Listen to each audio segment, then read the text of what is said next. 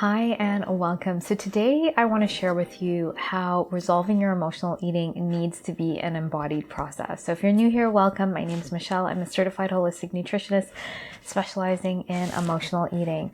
I wanted to talk about how we need to have an embodied process to resolve our emotional eating, because a lot of the times when we are trying to move past our emotional eating, we think we just need to know more. We need to know more things about our pattern, and we keep filling our mind with a lot of things. But if we really look at this pattern and understand what this pattern is about, it's not just about knowing things, because when I talk to women, they know the things, but they're not implementing them. They don't know how to embody them. And when you don't embody something, you don't have that discernment of this is right or wrong for you. And I totally get it. When I was on my own emotional eating journey, I was really clueless about what was going on for me. I just took whatever advice I could get my hands on because I didn't understand this pattern.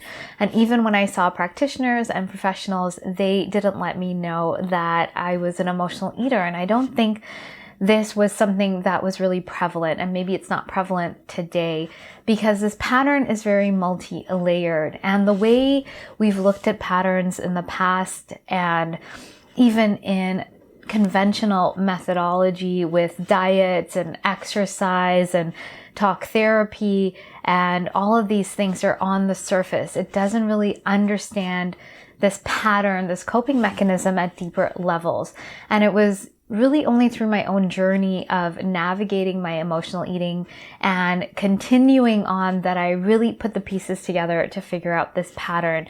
And I continue to add in things for clients so they embody this new way of being. When we look at the old way, the conventional way of dealing with our emotional eating, we think we just need to know more and we just have to have more willpower and do it. That's the old way. It does not work. It doesn't work for trauma. It doesn't work for coping mechanisms. And if you try to implement something and you can't successfully implement it after a certain period of time, and there is constant resistance, then you're dealing with something more. It's not just about willpower at this point. And, I'm a pretty committed and determined person, and I can willpower a lot of things. But there is a moment where you reach and you realize, am I doing this the wrong way? Is this too much? And so that's a point that I got to when I was on my journey. I tried all the diets. I couldn't sustain them. I went to see professionals. I had a personal trainer. I had a chiropractor. I had a nutritionist. I was in cognitive behavioral therapy for several years.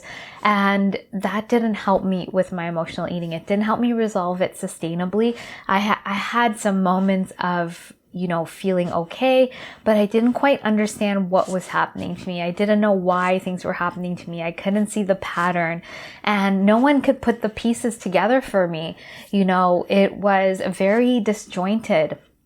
And now when I look back and I see all of the things I did to resolve this pattern, one way or another, I was just determined to resolve it. And I kept implementing and adding things in as they worked for me, as they helped me, as they made me feel good. And that's how I created my methodology inside of the Emotional Eating Evolution program. And when I look back at all of those years of trial and erroring, it was not just listening to a podcast or reading a book. It was compiling lots of information. And, my background, what I went to school for, was biological chemistry. I have a specialist in biological chemistry. My mind thinks more like a scientist, and we all come in with our unique gifts. And for some reason, my brain loves to synthesize information. I'm really drawn to trauma and psychology. I'm drawn to food. I'm drawn to understanding patterns. And that's part of the way I was designed. If we look at human design or astrology, it really plays into my role here. And that's not to say that it's not something that you can do, but I think all of that gives me a really unique perspective. When I look back on my journey, it's almost like I was able to put these pieces together. And you can't figure it out, allow yourself to receive support, allow yourself to see more of this pattern, allow yourself to get help. Part of this emotional eating pattern that I see with women is that they have a lot of shame and they hide, and they don't realize how close that is to them and covering up who they are. So we then walk through life with this filter of shame, this filter of not being able to show up as we truly are. And this is why we really need an embodied way of moving through our emotional eating. This is not something in our mind. This is formed from childhood. It's a coping mechanism. It's coming from trauma, and we need an embodied way to move out of this. We need an embodied way to move through what was unresolved. We need an embodied way of connecting to food, to our body, to our emotions, not just in our mind, because our mind can play lots of tricks on us. Our mind is not going to give us those results. We need to use our mind in a smart way so that we are now embodying this information. And the best way to do that is to be given the steps and to model it, because when we, I'm going to tell you about my own journey. It took me so many years, because when we're doing this journey on our own and we don't know what we're going through, there are ebbs and flows to the journey. There are setbacks. There are moments we're going to get triggered and we're going to be in the valleys, and some moments we're going to have more momentum. And if we're not able to move past our fears, our doubts, seeing this pattern, we're not going to go very far. And that's why most of the time we fail.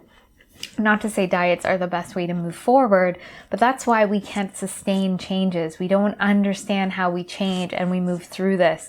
And so if someone is there to guide us and show us the path, it doesn't mean our journey is just a flat line uphill. There's ups and downs, but they can guide us through and help us move through those peaks and those valleys. So when we get into a peak and we drop into a valley, they can help us move through that. And so this is how we start embodying it. So emotional eating has these three main areas that we need to move through and embody. And we're going to have resistance in each of these areas. And so the pattern is really multi-layered, and we need to look at all levels. So what happens with emotional eating, like I always mention, is that it's a pattern that happened in childhood. It's a coping mechanism. It's not something we can go back and think about. Yes, we can be aware of what happened to us, but we need a way to process and integrate the patterns that we learned then to create a new way forward. And we need to be able to get back to that part, and also around food and our body, because when we have this coping mechanism, our relationship to food and our body is now distorted. It's not healthy. And so we might get a tip or a trick like we need to eat in this way, or we need to treat our body in this way. But if we have a deeper trauma that created this pattern, we have to go back to these deeper levels. We can't just think our way out of it. If we're just starting a brand new way of eating and being with our body with no resistance, we can move forward with that. But if you have this emotional eating pattern that's playing out in your life and has been there for so long, you're going to need some help to move through it. And so earlier in my journey, I knew I needed help. I just didn't have the right type of help. There was no part of me that ever thought I could figure out my emotional eating. That's why I went to so many different practitioners. And it's only when I didn't see results that I had to start figuring it out on my own and pulling resources and really trying to understand the pattern and going deeper, and then getting the help that I needed to go into deeper levels and to learn certain skills. Then I could help my clients. So we need to be really embodied with our food, our body, and our emotions. But if we're not able to embody the things we want and that relationship we want, there means there's a deeper layer of trauma, deeper level of unresolved issues that we need to look at, that we need to process and integrate on a body level, on a somatic level. And sometimes we don't need to integrate everything. Sometimes we can add in things into our life, and that's why we need a structure and a flow. So we need a structure that's teaching us and showing us a healthy way of being with food, our body, our emotions, and then doing the deeper work to unlock those traumas that are sort of anchoring in the pattern and not allowing us to move forward with ease. And so around food, what we're doing is shifting from a restrictive way of being with food and the diet mentality to a more abundant way of being with food, to having more ease around food, learning how to truly nourish our body, and if we have shame around our body and it being a certain size or not eating enough, or we have a thought loop that we need to be a certain size to be accepted or loved, that puts us in a scarcity mindset, and we need to shift out of that. And we need to understand that when we're truly nourishing our body, truly meeting our needs, our body at its healthy is not going to want to hold on to weight and not want to have health issues. It's going to shift into a calm nervous system. It's going to be turned on for health. Around our body, we're looking at the patterns again of why do we feel we have to have a certain body size or shape. That is not our authentic healthy. We all have an authentic healthy body that is going to look a certain way for us. And when we punish our body or think it should look a certain way, we're shifting away from that. We're shaming ourselves, which will trigger emotional eating, shift us into an unhealthy nervous system, and actually make us more prone to gaining weight and having digestive issues and turning off health.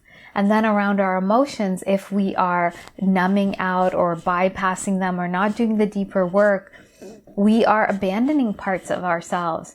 We're saying we're not important. We're not putting ourselves first. We're not integrating those parts of us. We're not looking at the unresolved issues and traumas that are creating this emotional eating pattern that's actually holding us away from our authenticity.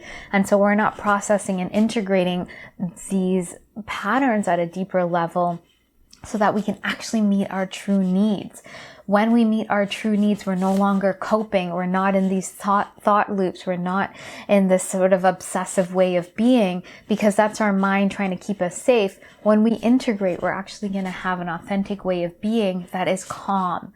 We're going to shift ourselves from that fight or flight to that calm nervous system, from that sort of monkey mind to that calmer state in our body.